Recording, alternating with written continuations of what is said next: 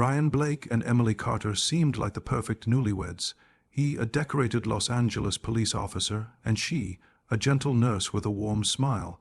But just days after their lavish wedding, their dream honeymoon in Bora Bora turned into a nightmare. By morning, Emily was dead inside their luxury bungalow, and Ryan was claiming it was all a tragic accident. What began as a love story quickly spiraled into one of the most chilling true crime cases in Paradise, leaving investigators and Emily's family to uncover whether the man she married was really her protector or her killer. In June 2019, the city of Los Angeles was buzzing with excitement as friends and family gathered for the wedding of Ryan Blake and Emily Carter. Ryan, a 33-year-old police officer, was admired in his community for his discipline and bravery. He had been decorated for his service and was respected by his colleagues, often described as the type of officer who kept his emotions under control no matter the situation. Emily, on the other hand, was a 27-year-old nurse whose warm smile and gentle nature had touched the lives of many patients. Together, they seemed like the perfect couple, the kind of story people admired, an officer and a nurse, united in love, ready to build a future. The wedding itself was nothing short of spectacular. The ceremony was held in a garden surrounded by glowing lights and roses, with guests whispering about how beautiful Emily looked in her dress. Ryan, in his sharp suit, played the role of a proud and protective husband. On the surface, it appeared flawless, but a closer look revealed moments of tension that some noticed but quickly dismissed as the stress of the day. Emily's bridesmaids later admitted she had pulled them aside days before, confessing that Ryan's temper scared her. She told them he had become increasingly jealous and controlling in the weeks leading up to the wedding, questioning her every move. Still, she chose to go forward, hoping marriage would bring stability and peace. The honeymoon destination was Bora Bora, a paradise Emily had always dreamed of visiting. In her social media posts, she gushed about the turquoise water and overwater bungalows, writing that it was the trip of a lifetime. Friends who scrolled through her updates believed she was about to live a fairy tale, yet in private her tone was different. A text to her sister hinted at her unease, saying she hoped Ryan would be in a good mood for the trip. As the couple boarded the plane, Ryan seemed in control, managing every detail of their travel plans, while Emily quietly followed his lead. Witnesses on the flight described them as polite but distant, with Ryan doing most of the talking and Emily often looking out the window, lost in thought.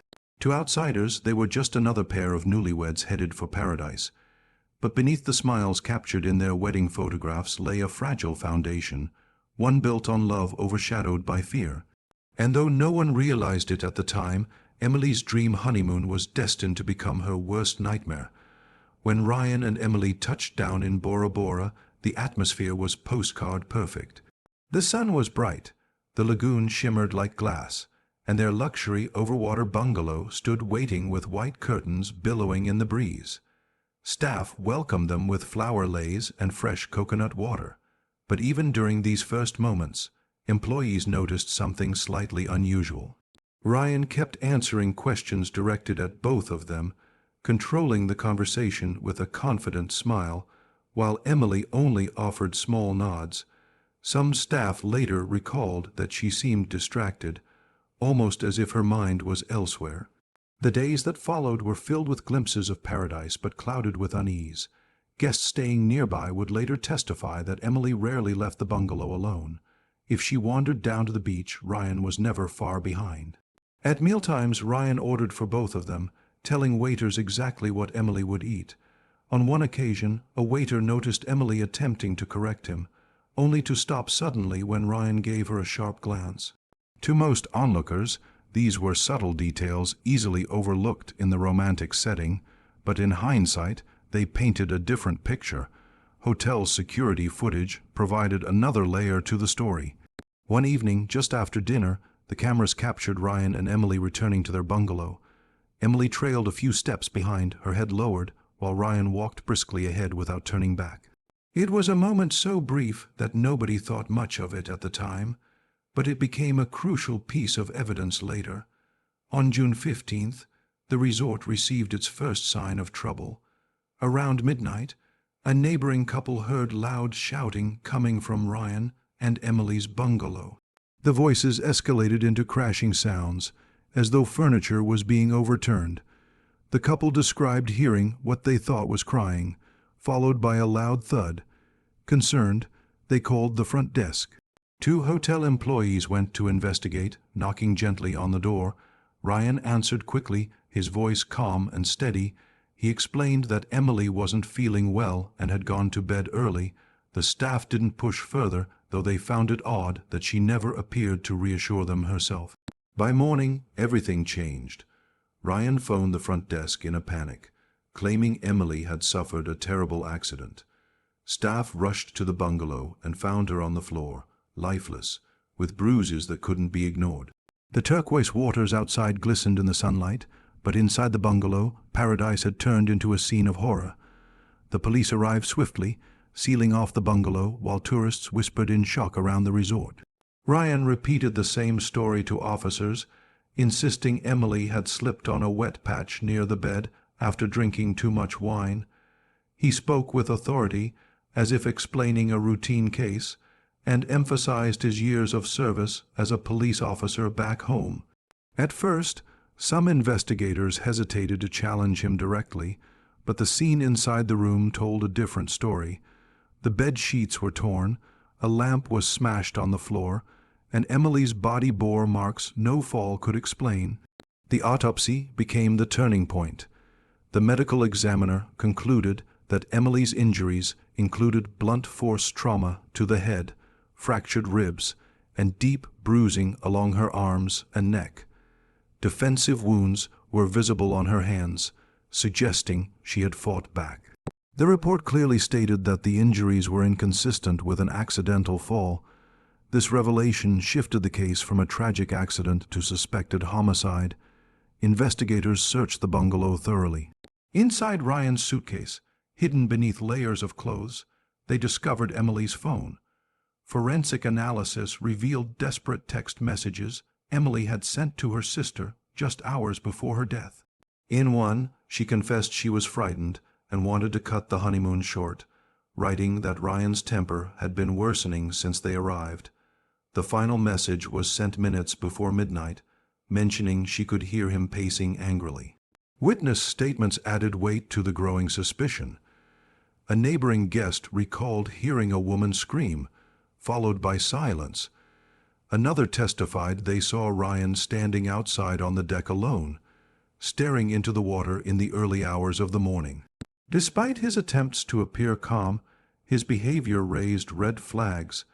Investigators also noted inconsistencies in his timeline. He claimed Emily had been drinking heavily, yet toxicology reports revealed only a small amount of alcohol in her system. Ryan's training as a police officer complicated matters. He answered questions smoothly, avoided emotional slips, and appeared almost rehearsed. Detectives speculated he believed his professional background gave him an advantage, but the evidence continued to pile up against him. For the local authorities, the case had now become more than just solving a crime. It was about proving that even those sworn to uphold the law could not escape accountability when paradise turned deadly. The trial drew national and international attention, with reporters crowding the courthouse and headlines labeling it the Honeymoon Horror Case.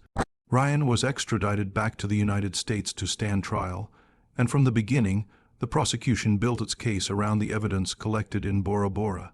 They argued that Ryan's jealousy and violent temper had erupted in the bungalow that night, leading to Emily's brutal death. Prosecutors presented photos of her injuries, testimony from the medical examiner, and recordings of the 911-style call Ryan had made to the hotel front desk. The calmness in his voice contrasted sharply with the violent scene discovered by staff. Family and friends of Emily testified about a growing fear in the weeks before the wedding. One bridesmaid revealed that Emily had confided about Ryan's controlling behavior, admitting she worried about marrying him. Another close friend recalled late-night phone calls where Emily expressed regret about the marriage even before the honeymoon began. The prosecution painted a clear picture of a woman trapped in a relationship where she felt powerless, culminating in her desperate final messages on the night she died. The defense, however, countered with their own narrative. They portrayed Ryan as a devoted husband who had lost the love of his life in a tragic accident. They argued that the injuries could have been caused by a slip onto the hard furniture and that the chaos in the room was consistent with frantic efforts to revive her. They criticized the Bora Bora police for mishandling the crime scene, suggesting contamination of evidence and unreliable witness statements. They also highlighted Ryan's clean professional record, noting his years of service and commendations as proof of his character. The courtroom was tense as both sides clashed over the smallest details. Jurors listened to experts dissect the angles of Emily's injuries and debated whether bruises on her arms showed restraint or attempts to help her up. They were shown security footage of the couple walking back to the bungalow, Emily trailing behind, which prosecutors described as a visual of her fear, but the defense dismissed as meaningless. Throughout the trial, Ryan sat expressionless, occasionally taking notes, rarely showing emotion. Emily's family, seated only a few feet away, struggled to hold back tears as they watched the man she had married just days before sit, accused of ending her life. By the closing arguments, the case had transformed from a question of accident versus murder into a battle over truth itself, leaving the jury with the heavy task of deciding which version of events to believe. When the verdict was read, the courtroom was silent. Ryan was found guilty of second-degree murder, sentenced to serve decades behind bars. For Emily's family, it was a moment of relief mixed with unbearable sorrow. They had fought for justice, but no punishment could bring her back or erase the pain of knowing her dream honeymoon had turned into her final days. Reporters outside the courthouse described the scene as emotional, with supporters of Emily holding her photos, while others debated whether justice had truly been served. Yet, despite the conviction, doubts lingered. Some jurors later admitted that the case had unsettled them. The evidence was convincing, but not without gaps. Certain witnesses recalled hearing noises, but could not be precise about what they heard. The defense had raised questions about the integrity of the Bora Bora investigation, pointing to delays in collecting evidence and inconsistencies in reports. Though the jury ultimately believed the prosecution, the possibility of errors haunted the case. Ryan himself never wavered from his claim of innocence. In interviews given from prison, he maintained that Emily's death was a tragic accident. He said he had been vilified because of his profession and that the media had painted him as a monster from the start. Supporters argued he had been convicted on emotion rather than fact, pointing to his calm demeanor as proof of his discipline, not guilt. Others, however, saw his composure as coldness, a sign of a man without remorse. In Bora Bora, the memory of the case left a mark on the island.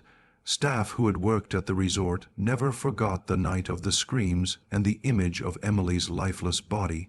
Locals described it as a dark chapter in a place known for romance and beauty, a reminder that even paradise cannot shield people from violence.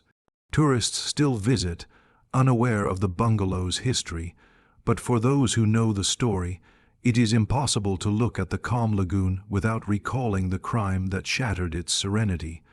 For Emily's family, questions remain unanswered. Did she try to run that night? Did Ryan plan the attack? Or did a sudden argument spiral out of control? Could more evidence still be hidden, waiting to surface? The conviction closed the legal chapter, but the truth of what happened inside that bungalow may never be fully known. The shadows of paradise still hold their secrets, leaving the haunting feeling that some mysteries were carried away by the tide.